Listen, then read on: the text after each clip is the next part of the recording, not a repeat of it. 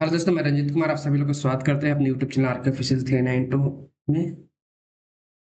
हम लोग GK series में आपका प्रैक्टिस सेट कर रहे थे, तो उसमें आज हम लोग पढ़ेंगे आपका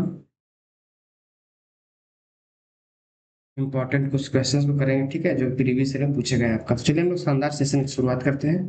आप चैनल पर पहली बार अगर आए तो प्लीज आप चैनल को सब्सक्राइब कर लीजिए और वीडियो को लाइक कर दीजिए। चलिए हम लोग सेशन की शुरुआत करते हैं। आज का जो पहला क्वेश्चन हम लिया आपका, पहला क्वेश्चन निम्नलिखित में से कौन कानून संहिता में शामिल है? वेद, मनुस्मृति, सूत्र या उपवेद? तो इसका सही आंसर क्या हो जाएगा? मनुस्मृति। ठीक है, मनुस्मृति का नाम सुने होंगे आपका। ठीक है, और मनुस्मृति जो है आपका भगवान मनु के द्वारा लिखित पुस्तक है आपका। ठीक है, यह दुनिया का सबसे पुराना कानून है। मनुस्मृति से पहले दुनिया में किसी तरह का संविधान नहीं था। उससे पहले सभी धार्मिक पुस्तकों पर विश्वास रखते थे आपका। तो मनुस्मृति को आप याद रखिएगा। हालांकि मनुस्मृति की दोस्तों अगर हम लोग बात करें आपका, तो इस पे काफी विवाद होता है हमारे देश में आपका, क्योंकि इसमें आपका जो SC ST OBC और जो वीमेन के बारे में बातें कही गई है, वो कहीं ना कहीं आपका आज के जो आधुनिक जो युग है उसमें सार्थक आपका नहीं है आपका। ठीक है, तो इसलिए आपका भारत में देखते होंगे आपका कि एक खास विशेष वर्ग को मनुस्मृति से काफी नफरत होती है और एक खास काफी आपका इससे प्यार होता है। तो खैर उसमें नहीं जाना, आपको बस याद रखना है कि कानून संहिता में शामिल प्रथम पुस्तक कौन था? तो आपका मनुस्मृति था। ऑप्शन नंबर 20 का सही आंसर हो जाएगा। सेकंड क्वेश्चन है आपका, दिल्ली के लौह स्तंभ का निर्माण किस काल में हुआ था? आपका दिल्ली के लौह स्तंभ का निर्माण किस काल में हुआ था? गुप्त काल में, मौर्य काल में, सातवाहन काल में या शुंग काल में? तो दिल्ली के लौह स्तंभ का निर्माण हुआ था आपका गुप्त काल में। ठीक है, किसमें हुआ था? आपका गुप्त काल में हुआ था दोस्तों। गुप्त वंश के संस्थापक कौन था आपका? श्रीगुप्ता। ठीक है, इस चीज को जरूर याद रखिएगा। और गुप्त काल में बहुत सारे शासक हुए आपका। ठीक है, जैसे चंद्रगुप्त प्रथम आपका हुआ, आपका समुद्रगुप्त हुआ आपका, समुद्रगुप्त, इनके बारे में तो जरूर याद रखिएगा। समुद्रगुप्त को भारत का क्या कहा जाता है? आपका नेपोलियन के नाम से भी इसको संबोधित किया जाता है। ठीक है, इन्होंने आपका दक्षिण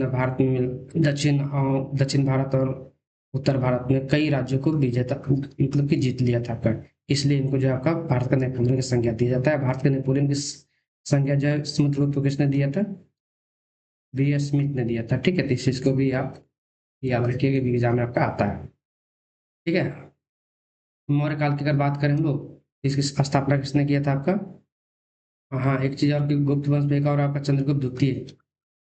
ठीक है, ये भी इंपॉर्टेंट शासक है आपका, इसको भी जरूर याद रखिएगा।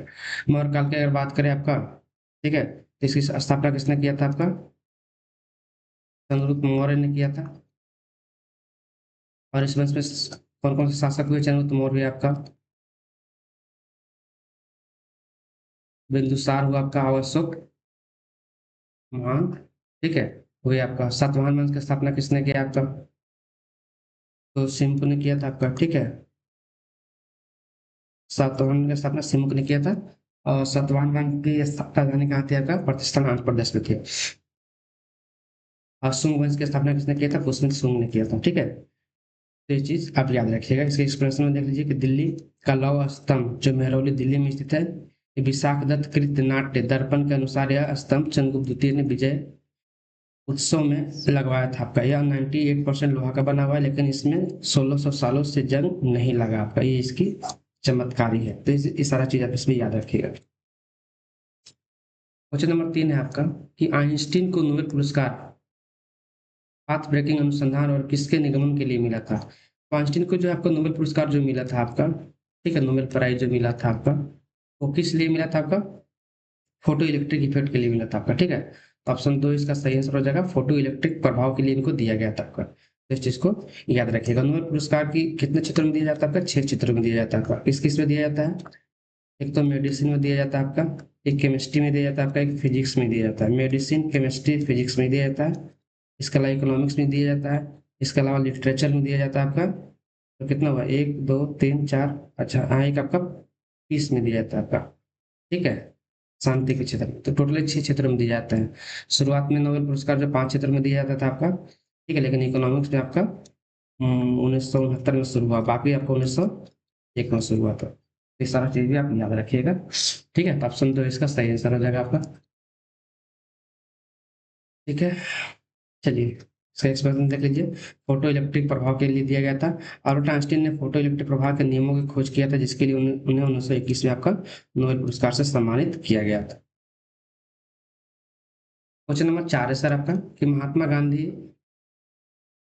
का कथन नष्ट होते हुए बैंक का पोस्ट डेटेड चेक निम्नलिखित में से किस प्रस्ताव के बारे में कहा? तो मतलब महात्मा गांधी ने किस प्रस्ताव को कहा था कि यह जो है आपका नष्ट होते हुए बैंक का आपका पोस्ट डेटेड चेक है आपका, तो किसके बारे में कहा था महात्मा गांधी ने? ये कहा था आपका क्रिप्स मिशन के बारे में। ठीक है, आप सभी को पता होगा क्रिप्स मिशन कब आया था भारत में आपका? 1942 में आया था। ठीक है, कब आया था आपका? 1942 में आया था। साइमन कमीशन कब आया था? 1928 में आया था। ठीक है, साइमन कमीशन में आपका कितने इंडियन थे आपका? कोई इंडियन नहीं था आपका। ठीक है, सिर्फ आपका ब्रिटिश लोग का ही आपका सदस्य था। गवर्नमेंट ऑफ इंडिया एक्ट 1935 में आया था। और बेवल योजना कब आया था? 1945 में आया था। तो ये सारा चीज आप याद रखिएगा, इससे क्वेश्चन आपका आते हैं एग्जाम में डायरेक्टली आपका। नेक्स्ट बात करें हम लोग, तो क्रिप्स मिशन का गठन ब्रिटिश सरकार द्वारा 1942 में किया गया था। इस मिशन का उद्देश्य द्वितीय विश्व युद्ध के लिए भारत का सहयोग प्राप्त करना था। ठीक है, सर स्टेफोर्ड क्रिप्स इस मिशन के आपका अध्यक्ष थे। ये इंपॉर्टेंट है आपका, इसको जरूर आप याद रखेंगे। क्वेश्चन नंबर 5 है आपका, निम्नलिखित में से किस वस्तु के उपयोग में डच इंडोनेशिया में कपास के लिए वस्तु विनिमय के लिए करना चाहते थे? मतलब निम्नलिखित में से किस वस्तु के उपयोग के लिए जो डच थे, डच मतलब आपका आज का जो आपका नीदरलैंड है, यहाँ पे हाल ही में मोदी जी आपका गए थे हमारे प्रधानमंत्री जी। तो वही पूछ रहा आपसे कि निम्नलिखित में से किस वस्तु के उपयोग के लिए जो डच जो थे आपका वो इंडोनेशिया में कपास के लिए वस्तु विनिमय के लिए प्रयोग करना चाहते थे आपका। ठीक है, तो किसके लिए करना चाहेंगे? मसाला के लिए आपका, जाहिर सी बात है उस समय आपका जो इंडोनेशिया इंडिया, यहाँ से आपका क्या होता था, डच लोग बहुत बड़े पैमाने पे आपका मसाला इंपोर्ट करते थे आपका। ठीक है, तो कपास देते थे और आपको उसके बदले क्या करते थे आपका मसाला लेते थे। चूंकि भारत से वो लोग क्या करते थे आपका कि जब कपास भारत में थी तो भारत से कपास ले जाकर इंडोनेशिया के लोगों को दी, और उस इंडोनेशिया से आपका मसाला लिया, मसाला लेके आपका नीदरलैंड गया, नीदरलैंड में बेचे और वहाँ पर बहुत बड़े पैमाने पर प्रॉफिट कमाया। तो इसका आंसर हो जाएगा मिर्च और मसाले, ऑप्शन सी। ठीक है, मिर्च और मसाले। चलो, इंडोनेशिया के जकार्ता शहर में स्थित Jakarta history museum Dutch east India company का मुख्यालय था आपका, और बाद में वहां पर डच सरकार की स्थापना भी हुई आपका। ठीक है, तो ये जरूर याद रखिएगा। और इंडोनेशिया जो है दोस्तों आपका, इसकी राजधानी क्या है आपका? इसकी राजधानी है आपका जकार्ता। ठीक है, इंडोनेशिया को द्वीपों का समूह भी कहा जाता है आपका, द्वीपों का समूह भी कहा जाता है। क्यों? इंडोनेशिया में बहुत सारे द्वीप मिलते हैं आपका, द्वीप का ही आपका देश ही है आपका। चलिए, क्वेश्चन नंबर 6 है आपका, निम्नलिखित में से अफगानिस्तान का कौन सा शासक सुधारवादी थे? ठीक है, निम्नलिखित में कौन सा शासक अफगानिस्तान का हुआ जो आपका सुधारवादी था, आपका रिफॉर्मिस्ट था, जिसमें अफगानिस्तान के कूटनीतिक संबंध अन्य देशों के साथ स्थापित किए थे आपका? ऑप्शन है अब्दुल रहमान, अमानुल्लाह खान, हबीबुल्लाह कलाकानी, या उपरोक्त में से कोई नहीं आपका। तो इसका सही आंसर हो जाएगा अमानुल्लाह खान, ऑप्शन नंबर 2 इसका सही आंसर हो जाएगा। ठीक है, ये आपको याद रखिएगा, बहुत बड़े एग्जाम में डायरेक्टली आपका आता है। ठीक है, अमनुल्लाह खान अगर ऑप्शन नंबर दिखे आपका, दूसरा क्वेश्चन भी हो तो आपका इसी को टिक कीजिएगा, अमनुल्लाह खान सुधारवादी की जब बात होगी आपका तो। ठीक है, हर एक आपका, और याद आपका याद नाम याद रखेगा, अहमद शाह अब्दाली, ये भी आपका अफगानिस्तान से संबंधित नाम है आपका।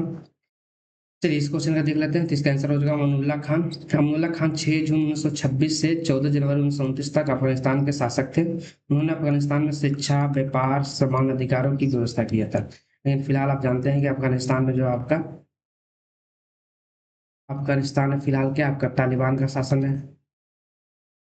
और तालिबान ने क्या किया आपका एजुकेशन, विमेन राइट्स, ये सबको सस्पेंड कर दिया आपका। इसी तरह का एजुकेशन महिलाओं को नहीं मिलेगी आपका। ठीक है, मतलब ह्यूमन राइट्स का वहाँ पे आपका कोई ख्याल नहीं रखा जा रहा है, तो इसी को याद रखिएगा। क्वेश्चन नंबर 7 है आपका। क्वेश्चन नंबर 7, पानीपत की तीसरी लड़ाई के परिणाम क्या हुआ आपका? ठीक है, पानीपत का जो तीसरी लड़ाई हुआ उसका परिणाम क्या हुआ? मराठा शक्ति का विकेंद्रीकरण हुआ आपका, उत्तर पूर्वी भारत में ईस्ट इंडिया कंपनी सशक्त बनी आपका। ठीक है, और नादिर शाह का आक्रमण हुआ आपका। तो इसमें कौन सा आंसर होगा आपका? तो इसका सही आंसर होगा केवल एक, ऑप्शन नंबर फर्स्ट इसका सही आंसर हो जाएगा, तो मराठा शक्ति का विकेंद्रीकरण हुआ। पहली बात की पानीपत की तीसरी लड़ाई कब हुई थी, ये याद होना चाहिए आपका। ठीक है, पानीपत की तीसरी लड़ाई कब हुई थी आपका, ये आपका 1761 में हुई थी। ठीक है, 1761 हुई थी आपका, 14 जनवरी 1761 में हुई थी आपका। ठीक है, यहाँ पे देखिए एक्सप्लेनेशन में आपका कि पानीपत की तीसरी लड़ाई से मराठों को काफी नुकसान हुआ। इसमें हार के बाद उनके पूरे भारत पर प्रभुत्व करने की योजना विफल हो गई। पानीपत की तीसरी लड़ाई 14 जनवरी 1961 को मराठों और अहमद शाह अब्दाली के बीच लड़ी गई थी आपका। ठीक है, जिसमें अहमद शाह अब्दाली जीत गया था आपका, जो कि मराठा लोग हार गए थे, इसलिए उनकी जो शक्तियां थी काफी कमजोर होगी और राज्य जो आपका कई भागों में आपका टूट के बट गया आपका। ठीक है, तो इस चीज को याद रखिएगा। नादिर शाह भारत पर आक्रमण कब किया था, याद है? नादिर शाह भारत पर आक्रमण किया था 1739 ईस्वी में, और दिल्ली को खूब लूटा था इन्होंने आपका। दिल्ली को बहुत लूटा था। पैसा कहा जाता है कि इन्होंने आपका 20,000 करोड़ का जो आपका सामान आपका लूट के ले गया था अपने साथ। तो ये सारी चीजें आपको याद रखिएगा। क्वेश्चन नंबर 8 है आपका कि सर्वप्रथम किसने अंग्रेजी अंग्रेजी में पहली भारतीय रचना रची। ठीक है, सर्वप्रथम किसने अंग्रेजी में पहली भारतीय रचना रची आपका?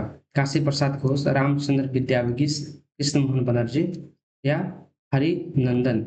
इसका सही आंसर हो जाएगा काशी प्रसाद घोष। काशी प्रसाद घोष ने अंग्रेजी में पहली भारतीय कविता लिखी थी। द शायर तथा अन्य कविताओं को 1830 से प्रकाशित किया गया था। तो ये सारा चीज याद रखिएगा। इसका आंसर हो जाएगा काशी प्रसाद घोष। अगर हम लोग बात करें आपका भारत का राष्ट्रगान को किसने लिखा आपका, जो भारत का राष्ट्रगान है इसको किसने लिखा, तो इसको लिखा RNT ने, रविन्द्रनाथ टैगोर ने लिखा। भारत का राष्ट्रीय गीत वंदे मातरम, इसको किसने लिखा तब का, बंकिम चंद्र चटर्जी जी ने लिखा। ठीक है, तो इस चीज को याद रखिएगा। और राष्ट्रीय गीत आपका इसको किसने लिखा, इसको कमेंट बॉक्स में आप जरूर बताइएगा। चलिए, क्वेश्चन नंबर 9 है आपका आसान क्वेश्चन कि किसानों पर सिंचाई कर किसने लगाया था आपका? किसानों पर सिंचाई कर किसने लगाया था?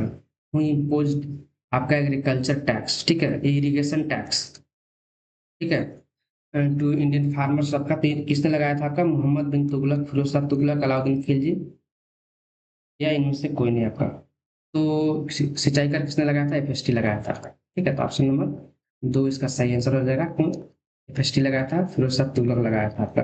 फिरोज शाह तुगलक और क्या बनाया था? भारत में सर्वाधिक सर्वाधिक नहरों का निर्माण जो है आपका किसने किया था? फिरोज शाह तुगलक ने किया था। इस चीज को याद रखिएगा। और अलाउद्दीन खिलजी को जो आपका ने आपका कौन सी उपाधि धारण किया था? शाह सिकंदर। ठीक है, शाह